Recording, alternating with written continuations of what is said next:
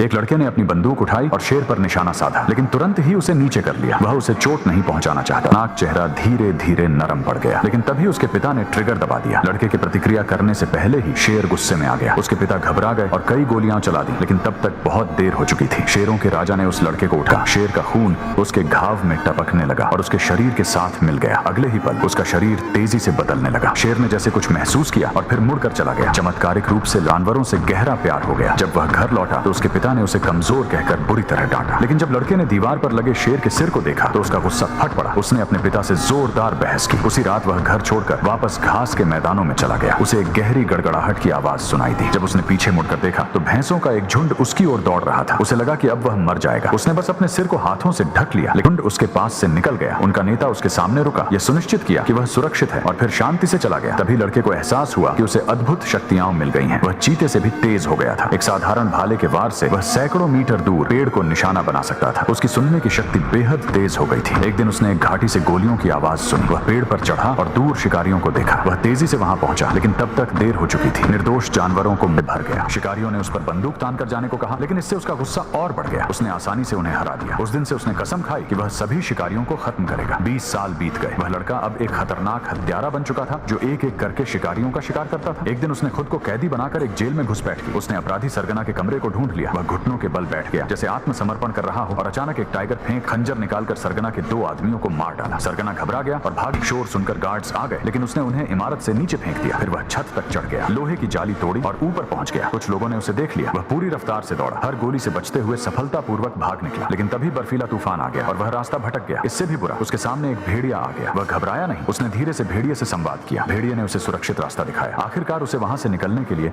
एक विमान मिल गया। उस दिन के बाद से जिस जमीन की वह रक्षा करता था, वहां कोई शिकारी लौटने की हिम्मत नहीं कर पाया। और मूवी का नाम है क्राइवन द हंटर।